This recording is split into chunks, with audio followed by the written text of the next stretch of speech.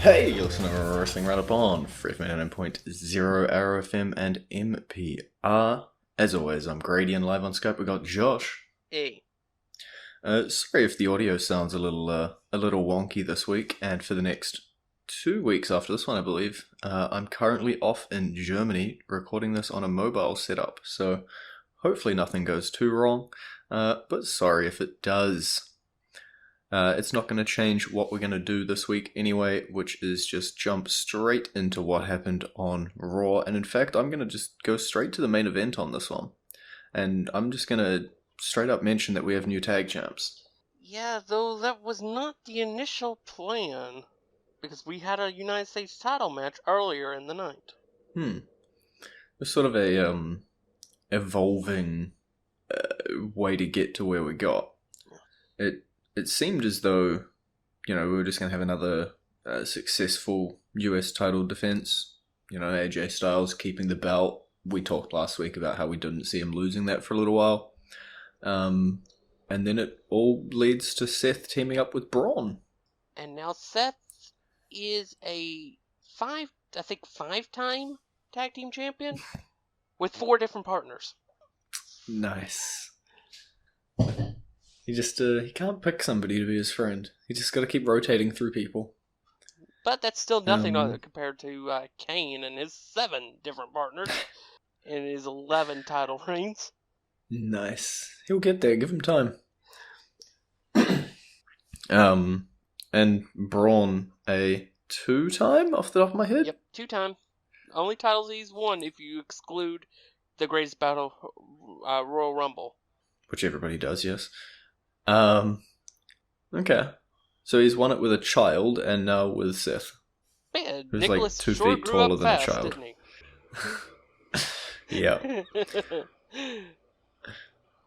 So I guess where does this lead us?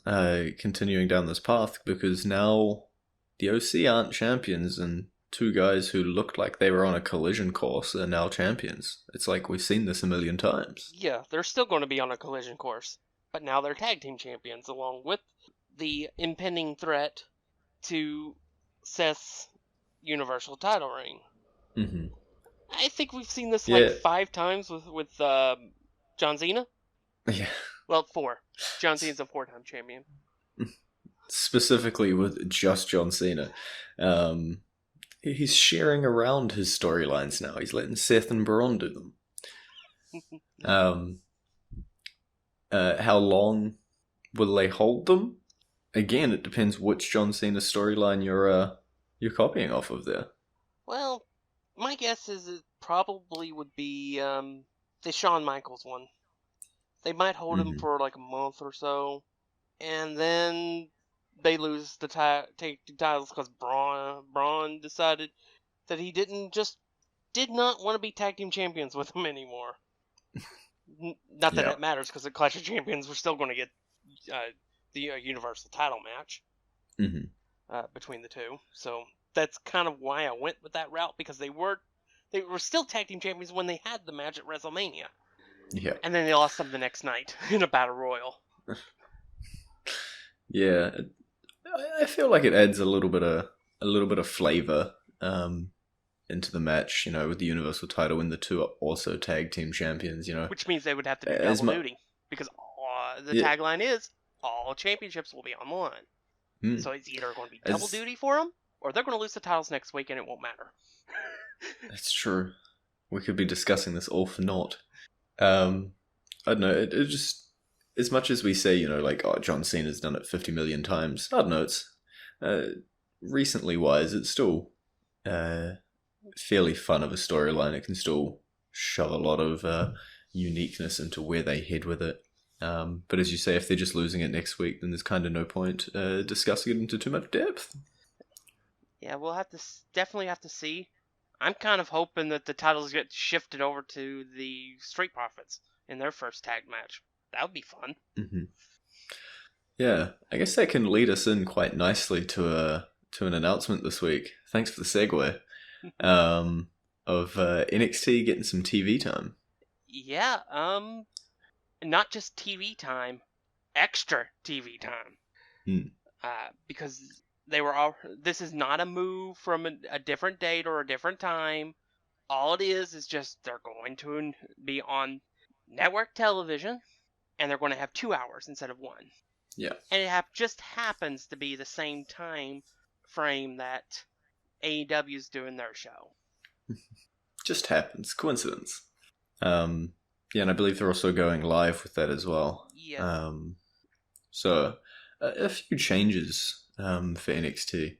I guess for people who may be international and might not have the WWE network, I believe it is the day after. Sorry, may not have the USA network. It'll be the day after on the WWE network, as far as I'm aware. Yes, that's the biggest change right there. Other than that, they're still going to be taping it in Full Sail, so that means that the talent don't have to go anywhere. Mm-hmm. They can still bring in the NXT UK people if they want to, and they could even get rid of 205 Live and integrate it into NXT Live, into the NXT show if they choose to do that. The difference here is that they have that extra hour, so there'll be more talent that'll be shown, as well as the fact that it's still going to be run by Triple H. It's not being moved to a different night. It's still Wednesday. Mm-hmm. And on the network, the deal was struck that it will be aired on the network the next night. Yeah. So really, all positives. There's not a negative inside if you're an NXT fan, because the takeovers are staying on the network too. But if you're an AEW fan, you might want to start getting nervous. Yeah, it's going to be debatable. I guess we won't really know until go time really what's happening that way. Yeah. But they were never moving off Wednesday. And the best thing for this move is they're starting it 2 weeks prior to AEW's change show starting, because that was the mistake they learned from their mistakes with WCW, because they got preempted the night WCW debuted. So they're establishing themselves first. And so now can officially, I guess, announce the YouTube show we're going to be doing. Yeah, I mocked up a logo. That means it's official, right? I thought that was always the plan. Once this announcement was announced.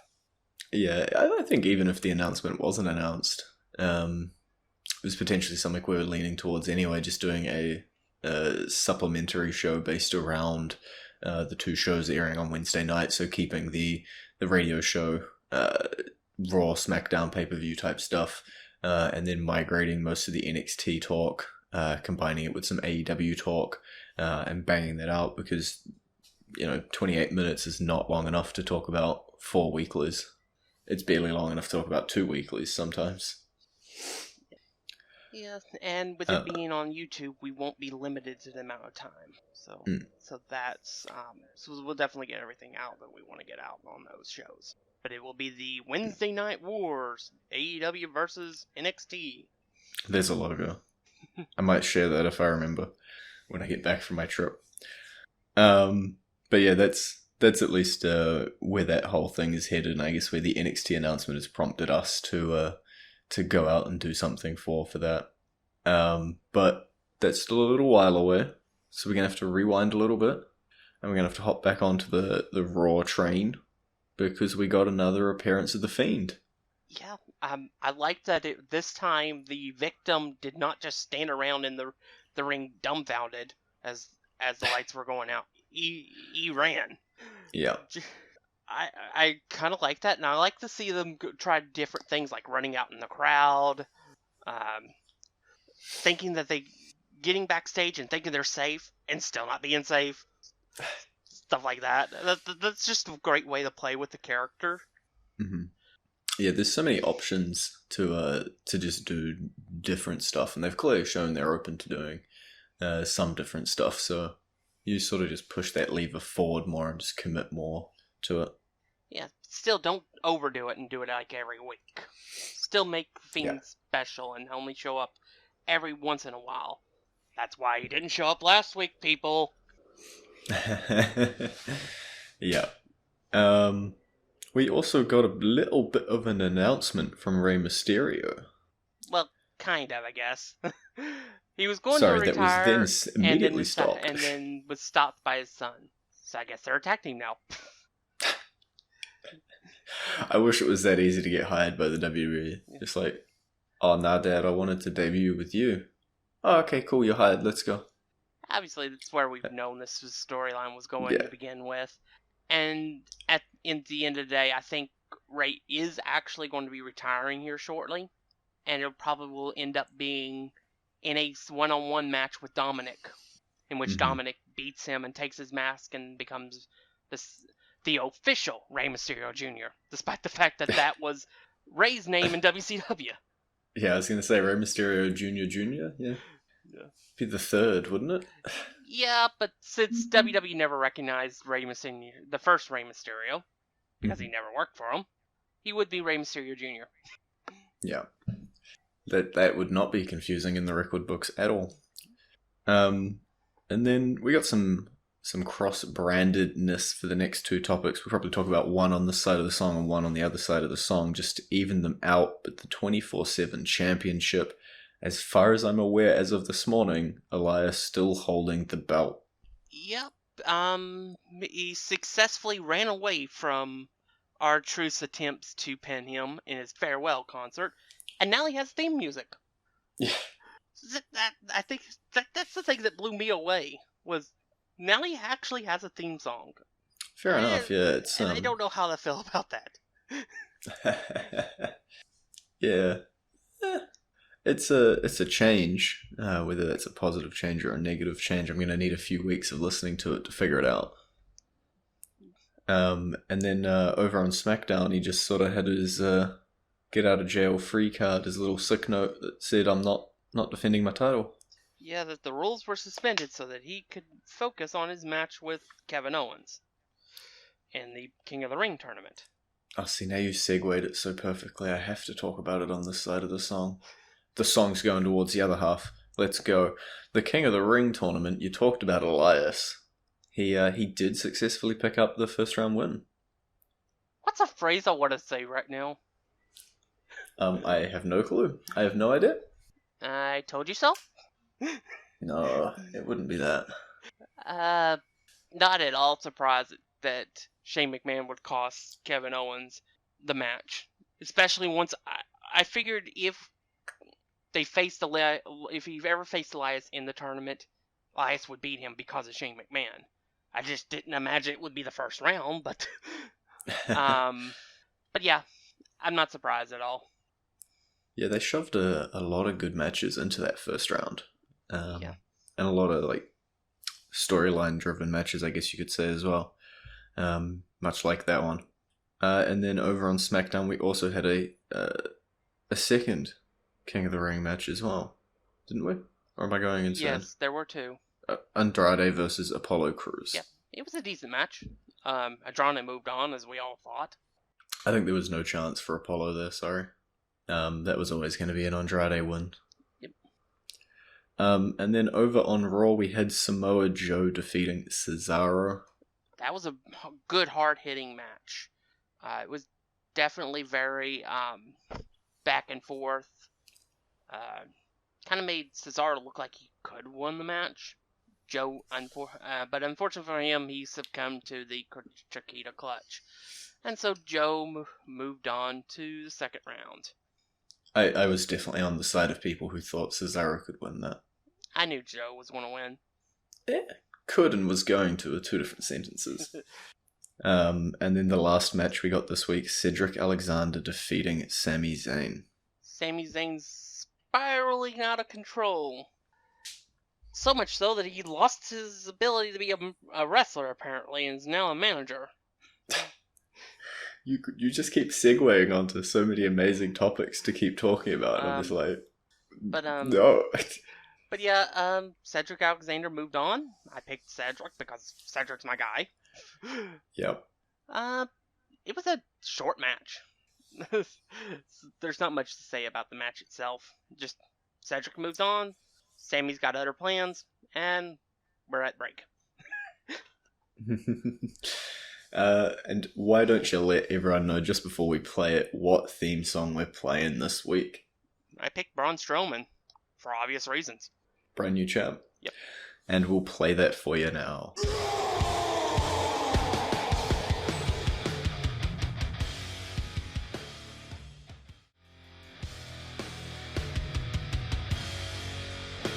Back with a wrestling Roundup on FreeFM 9.0, ArrowFM and MPR. I'm Grady, he's Josh, and now we're on to the SmackDown side of things, and we probably got like maybe 8 to 10 minutes if we're lucky. But let's open up with this whole Daniel Bryan, Roman Reigns, Eric Rowan, random dude storyline. I'm really enjoying it. That was something I didn't see coming, was them portraying a Eric Rowan lookalike as the attacker, because I figured they would try to stay as far away from that because that would make it seem obvious of what actually happened. So props on WWE for going that route. And the entire episode was pretty much woven into that storyline. When you also consider that they had like 4 cutaways to it. Before they finally revealed it at the very end of the episode, and left it as a cliffhanger. It's like it's a soap opera, right? It's a cliffhanger. Come back next week. Yep. That's the idea. It's working as far as I'm concerned. You want to know who it was? I want to know how they explain how it actually was, because we all know what happened. No. But I want to find out how it's explained. I heard a lot of hopeful people on the internet saying that it was Luke Harper. Oh, yeah, I heard some people like, oh, look, the ears and the nose and the chin are the same, and they're not. It's not. That was not Luke Harper. The best part is I kind of meant while he had the sack on his head, yeah. But you've just driven me towards the insane side of the internet that will try and connect the dots. But yeah, so this is going to be the storyline, I guess, heading forward on SmackDown for the next little bit. But you said it was interwoven. That means I get to mention the Buddy Murphy versus Daniel Bryan match. The secret is out, boys and girls. Buddy Murphy is here to stay and is getting a rocket pack. I can't even argue that. Yes, he is. Had an amazing match with Roman and just barely lost it, and then defeated cleanly the last WWE champion before Kofi. 2 of the biggest stars in the company, 2 great matches. What's more can you say? Buddy Murphy's here, and he's got a good chance of actually winning the King of the Ring. Yes, Grady happy.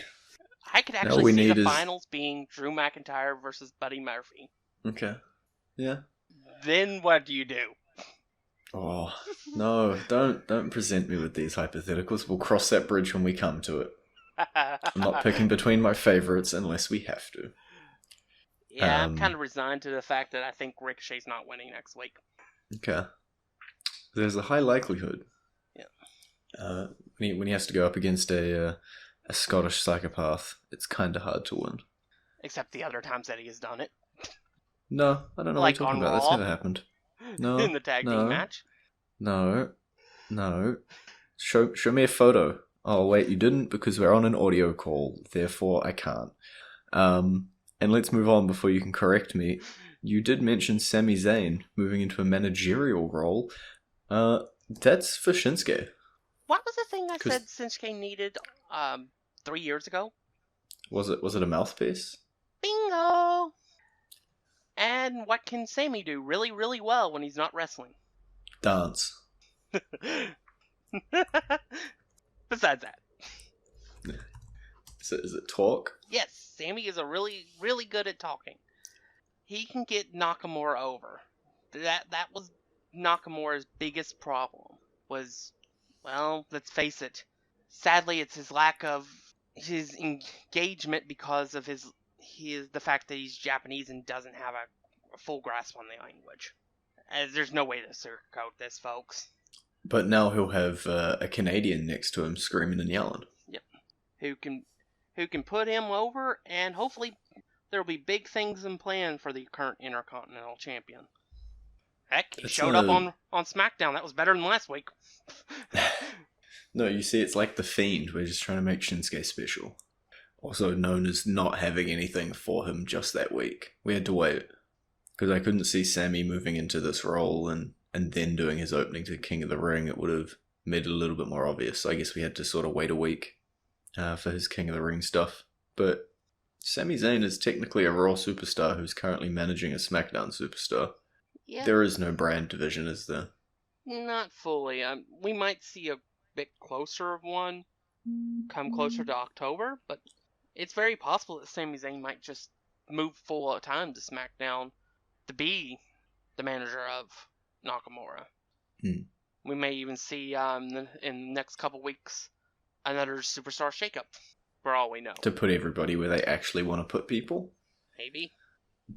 Rather than just, constantly having the same 10 people. Is anybody keeping tabs that we're actually following the number rules of this wild card? Because I bet we're not.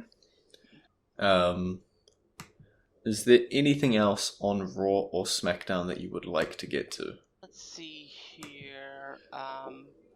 We had some stuff to do with Sasha Banks. Yeah, I sort of skipped over the whole women's division this entire week, haven't I? Yep. And there were two big announcements, too, as well. Well, go nuts on those. Okay. Well, we didn't find out anything about why Sasha Banks did what she did. All we found out is she decided one day that she wanted blue hair. That's all we found out. And then she attacked Natty in a different segment, and then wished her to go to a very hot place and say hi to her father. Ouch. Wow. Those were all statements. Yep. And then Becky basically challenged Sasha to a match, with, and saying that it was her that made Sasha this big talking point since she returned, because it was because of Sasha attacking her. At this point, I'm not sure if Becky knows what kind of alignment she's supposed to be at this point. I think she's just meant to be whatever's convenient for the day, right? Yeah. So it looks like at Clash of Champions we'll see Sasha Banks versus Becky Lynch, probably. Which is, to be fair, where we expected this storyline to go. Yeah. We're just getting a little bit longer of a stretch out before the announcement. So yeah, it's fun. And then on SmackDown, during a moment of bliss with the tag team champions, along with Nikki, your girl, we got the announcement of Bayley versus the Queen of All Eras, Charlotte, for Clash of Champions. And Bayley so on fire. She's about to get burnt. But she might be flying a little too close to the sun. Yeah. They're sort of the two matches we expected the women's champions to have at Clash of Champions. So not overly surprised by them happening. We talked about them last week being the four horsewomen in their sort of respective two singles matches. Do I think Bayley has a chance of retaining? There's a chance. It's more than Dolph Ziggler had against Goldberg, but not much. I could see Bayley retaining. Yeah. Does that mean she wins the match? Not necessarily. You're cheating. Because, hey, the rules doesn't say that she has to win the match to retain her title. She just can't be pinned or submitted. This is true. And I could actually see Charlotte getting herself disqualified. That's an honest thing I could actually see happening.